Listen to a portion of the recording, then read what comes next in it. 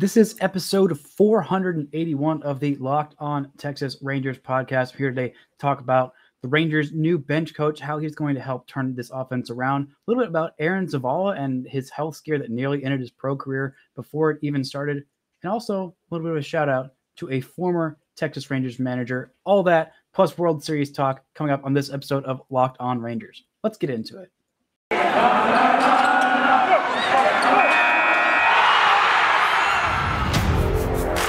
You are Locked On Rangers, your daily Texas Rangers podcast.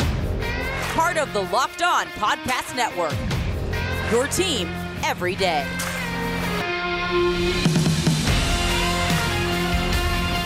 You are locked on to the Texas Rangers. I'm your host, Brice Paterik, here today with a whole bunch of Rangers topics to talk about. But first, I want to thank you for making Locked On Rangers your first listen of the day. Make sure to make it your first listen of the day tomorrow. I've got Rangers prospect Zach Kent, the first Rangers player I'm ever interviewing on the show tomorrow. He was very generous with his time. Very great interview. A lot to learn about that kid who absolutely broke onto the scene this year. Lots of fun stuff on tomorrow's episode. But that's tomorrow. Let's stick with today and what has been happening. So I talked a little bit yesterday's episode about the new bench coach, Donnie Ecker, a guy who was the hitting coach of San Francisco. And I was curious, how is that guy going to turn around? How is he going to turn around this offense? And why is he being hired for not being the hitting coach? Well, the question is, why would he leave a team with so much talent that's coming off 107 wins to go do the exact same position on a team that just lost 102 games? That's a really big drop off. So offensive coordinator, he's going to be in charge of, a top down, implementing a new offensive plan, very forward minded thinking offensive plan. He's going to work a lot with the Rangers, minor league hitting instructors, and just, a new way of thinking. And it's been very effective, being very intentional, not doing things the way that things have always been done. But it was absolutely very, very dramatic turnaround with San Francisco. But he's getting a bigger role here. That's a lot of the reason why he would do this. But he's only 35 years old, and he began his pro career with a season in rookie ball with Rangers 15 years ago. And now he's going to be the bench coach to Chris Woodward and hold the title of offensive coordinator. He's going to do the normal things that a bench coach does. He's also going to be responsible for, quote, the hitting program at the big league level and implementing a top-down hitting philosophy and program throughout the minor league system. That's how John Daniels described it to Evan Grant of the Dallas Morning News. But yeah, definitely a big step up. And one of the biggest things that he did was improve how they took batting practice instead of, the traditional, getting BP thrown from coaches, which, isn't nearly anywhere close to what game speed is or game quality of pitching is. But you're also seeing the ball out of the hand, which they thought was very, have thought is just a very important part. But they're using more pitching machines, and that really, really helped how they hit fastballs. In 2019, the Giants ranked last in runs and OPS offensively. They were quite terrible. But this year, they were second in runs scored, and they also led the league in OPS in their 107-win season. They had some pretty good pitching, but offense was really what carried this. And they also they did a good job of veterans rebounding, and also big steps from young guys like Lamont Wade Jr. So definitely some young steps from young guys learning to hit fastballs better. If they can make Nathaniel Lowe hit fastballs really well, boy, look out. He's going to be a really very, very productive offensive hitter. And they did away with – they pretty much were all done with coaches throwing batting practice. They used pitching machines that could throw game speed fastballs and major league quality breaking balls. Batters didn't see the ball coming out of the hand.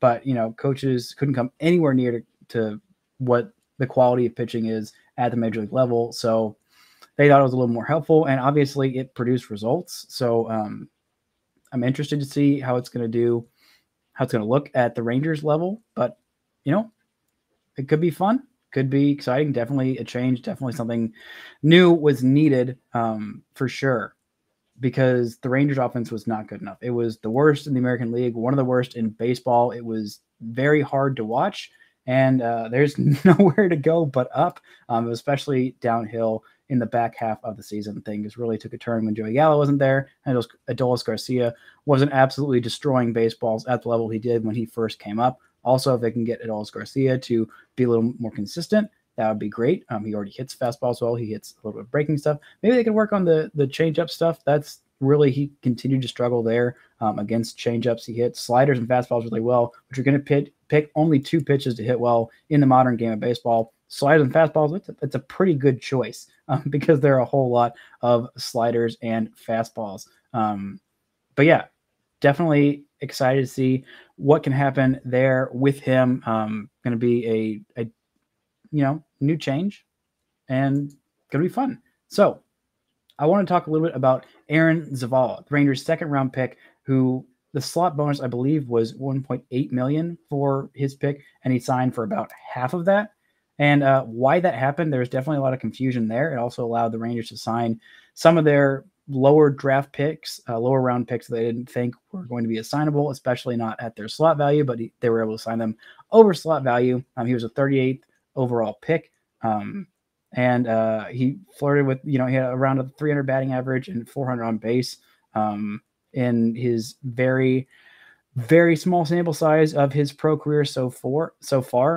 22 games, which, solid. But the Rangers found a medical anomaly during his routine physical. It, completely reduced his bonus. He was slotted for $1.9523 million or $1,952,300.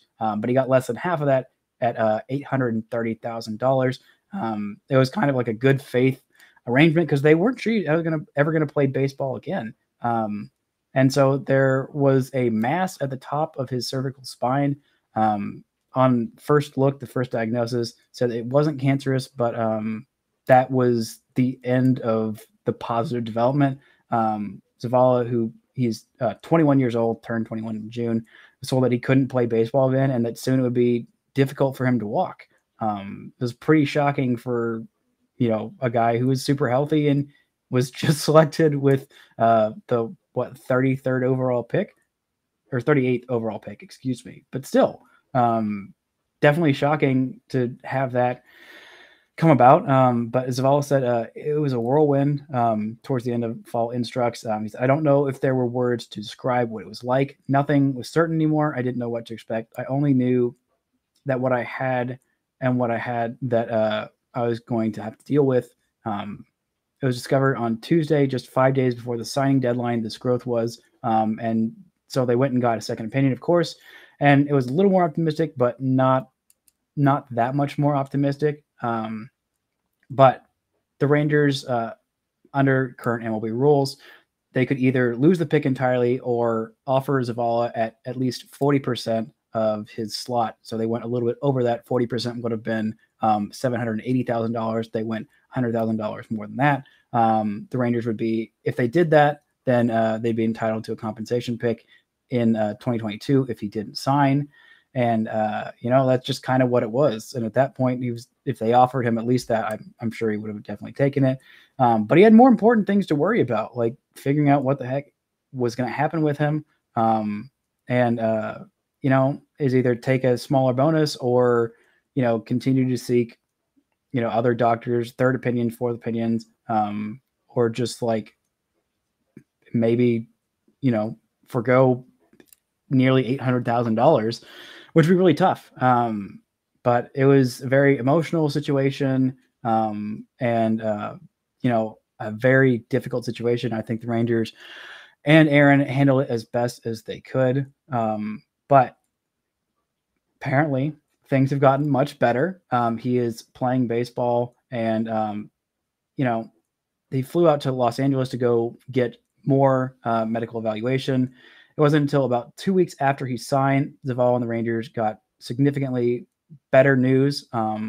they went and looked at, they talked to an orthopedic spinal doctors and neurological spinal consultants. And they found out that the size of the growth must be monitored, but there's not any more risks of him, making it worse, or anything like that, by playing baseball. So he's going to continue to play, and seems like things have gotten much better. Definitely a scary situation to be in, but I know he's glad to be playing baseball again. He said, quote, "I've never taken the game for granted, but this has made me appreciate the smaller things in it. It was never really about the money for me, especially after everything went down. It's about getting to play again," end quote. That is what he told Evan Grant of the Dallas Morning News. So definitely good to get some quality information there about what the heck happened. It was definitely confusing at the time, but he's put up numbers already, and that's very encouraging. But more importantly, he's healthy, and it seems like things are much better than that initial scare would have made you think. But I'm going to take a quick break and come back, look a little bit at what's happened in the World Series, and hear from our experts and react to what they think about what's going on in this World Series. Coming up right after this word from our sponsors. This episode is brought to you by betonline.ag. We're back and better than ever. A new web interface for the start of basketball season and more props, odds, and lines than ever before. BetOnline remains your number one spot for all the basketball and football action this season. Head to our new updated desktop or mobile website to sign up today and receive your 50% welcome bonus on your first deposit. Just use our promo code LOCKEDON to receive your bonus. For basketball, football, baseball postseason, NHL, boxing, and UFC, right to your favorite Vegas casino games. Don't wait to take advantage of all the amazing offers available for the 2021 season. BetOnline is the fastest and easiest way to bet on all your favorite sports. BetOnline, where the game starts.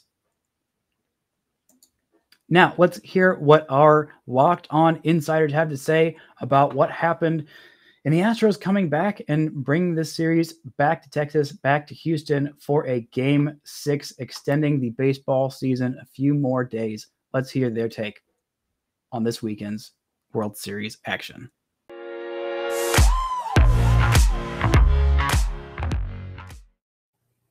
What's up, everybody? This is another Locked On MLB Insider Report with some instant reaction after Game 5 of the World Series. Here with Locked On MLB Insider Gordon Beckham. I'm Daniela Bruce. Gordon, let's get right into this. It was a game that definitely didn't lack action, and Houston went down 4-0 early in the game with a Braves grand slam in the first inning, and that had to be, maybe deflating's not the right word, but it had to do something to their mentality right there at the beginning of the game. The crowd was so into it. What does that say about the mental toughness of Houston to be able to climb right back into this game? Yeah, I mean, when you see what happened in the first, it was kind of like, wow. I mean, this series might be over right now. I mean, and then one thing I was thinking about when it was happening is the one thing it does do for the Houston offense is, instead of playing scared, they had to come out and score runs. So it almost kind of flipped the switch in my mind with them. It's like, okay, we can't just try to skate by and get a couple hits and find a way to win a game. It's like, we're going to have to slug our way out of this. And you almost saw the mentality change immediately, because they knew if they didn't go out and start swinging the bats and be aggressive, then they're not going to win this series. It's going to be over. And the World Series is going to the Atlanta Braves. So I kind of sense the switch on the mindset of the Houston batters. Like, we can't just play these nail biter games. We're going to have to go get this one and really have to score some runs. And they did. I mean, it was really good job by them not getting down, just continuing to stick with their plan and continue to just take it to the Braves. I thought their bats were a lot better today than they've been the whole series. I mean, their offense has been kind of quiet all series, and today it looked like, they lit a fire. I mean, that grand slam kind of lit a fire under Houston, because if they come out and they're like, oh, they hit a grand slam, it's over. I mean, they're definitely not doing what they did. So I think that just the mentality changed for them. They went from basically sitting on the sidelines, like, how do we scrape a run or two, to, hey, we've got to go score a lot of runs. Let's get aggressive and let's do it. And they did.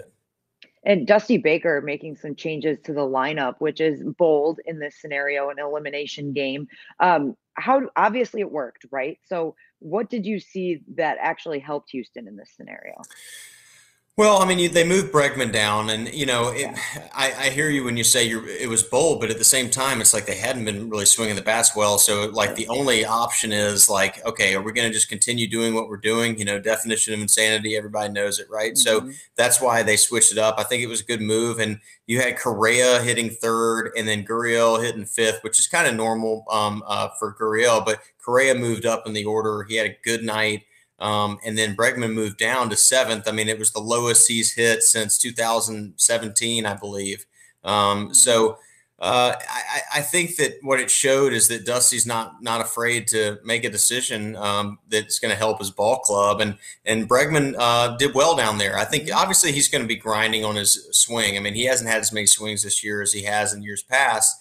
So he's trying to find it right now. And World Series is just tough to find because you're facing great pitching and but he got through. He got a double today, and started to move in the right direction. Alvarez is the one that's just really struggling in this postseason. And for Houston to win this series, he needs to get hot. Mm-hmm. Yeah, and I was just going to mention too, the Braves organist playing free fall in there at one point throughout the game. Didn't work. Probably shouldn't go back to that. Yeah, they shouldn't. They went to that chance. That's right. It's the first time that Braves have lost a postseason game. Here in Truist Park this postseason. So the organist has been known to do stuff like that. It backfired. You heard it here. I'm blaming the organist. That's All right. Okay, Carlos Correa, you mentioned he had a good night. Maldonado also showed up in this game, and he had been struggling offensively. Just how big are those individual performances we're in the World Series, right? But in elimination games like that. Yeah, Correa's doing what he does, right? He's a really good athlete and he's a great player, and he kind of showed up tonight in a big spot to give his team a lift. But the bigger impact is Maldonado, because Maldonado is not hitting. He's not known for his hitting. He's anything that he does is considered a bonus. What he does is defense is his calling. That's all he is really on the field for, is to really manage the staff and throw guys out behind the plate. So for him to do something offensively, it really shows that that's something they didn't expect. So for him to have 3 RBIs, amazing performance in a clutch game. He's beloved by his teammates. I mean, they talk about it a lot. So I think it was a huge lift, and it took some pressure off the guys that are generally supposed to be the guys driving in all the runs. I mean, without Maldonado tonight, it's a 1-run game, and you've seen what the Braves have done in close games. So game 6 will take place on Tuesday in Houston. Tomorrow will be a travel day. Tomorrow, Monday, will be a travel day. So an off day. Who does that benefit, Gordon?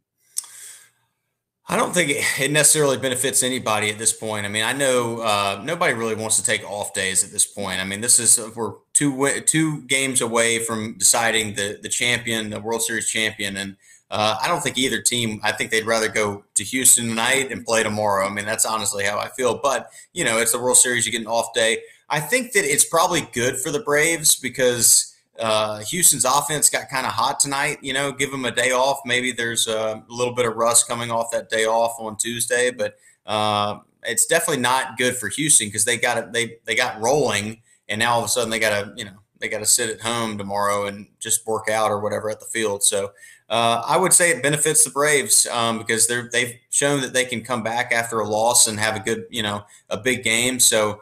We'll see what happens, but I mean, Houston's been really tough at home throughout the regular season and the postseason. So we'll see what happens, but it's anybody's ball game moving forward.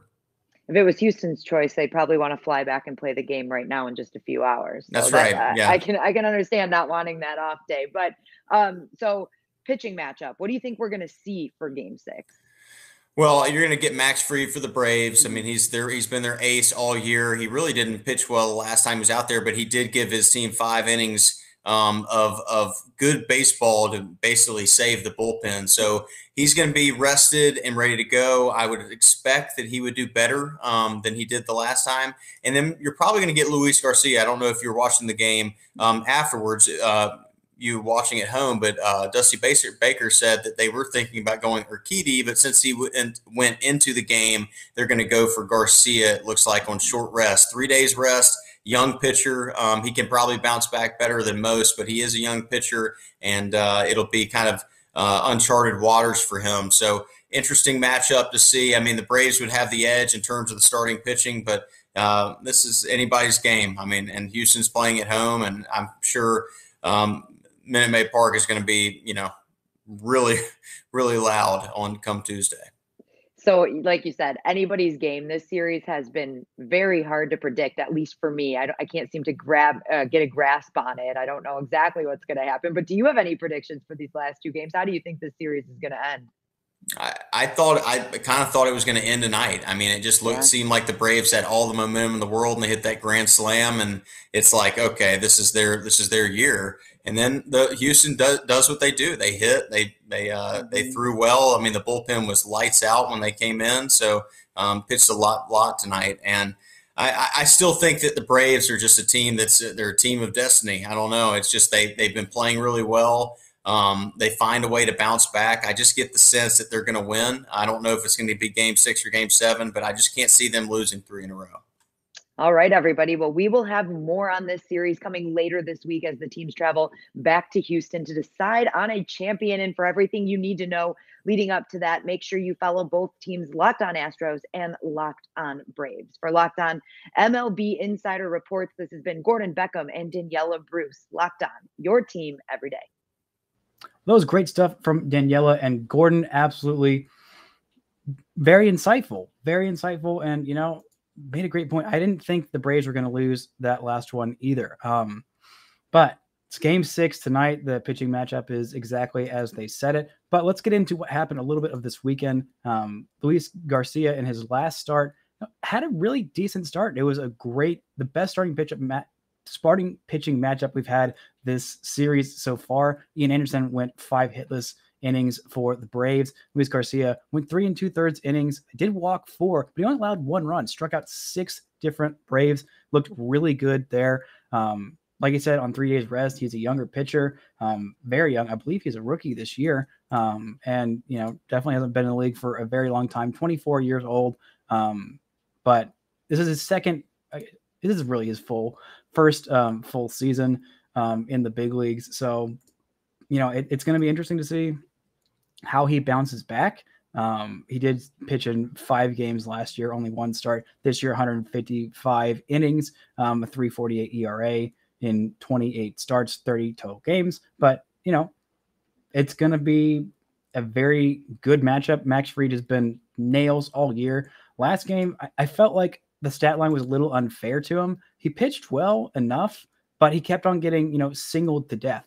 And it was just really rough for him. But the Braves offense not able to capitalize on a first inning grand slam from your center fielder, Adam Duvall, who did a really surprisingly good job in center field, a guy who I thought was very much a corner outfielder, but has done well. Austin Riley had a 3-hit game. But outside of that, the Braves just weren't able to get anything really going. It wasn't for them. I mean, Freddie Freeman had a home run that was absolutely massive, moonshot, I think 460 feet, but just not able to get anything going against this, starting pitching or bullpen staff. Framber Valdez gave up 5 runs in 2 2/3 innings, but nobody else gave up a run. Barely anybody else in this game gave up a hit from the Astros. It was just absolute nails from the Astros bullpen, which is very deep. The Braves bullpen finally cracked. AJ Minter gave up 3 runs in his 1 inning of work. Jesse Chavez didn't give up any runs in his inning and 2/3 of work.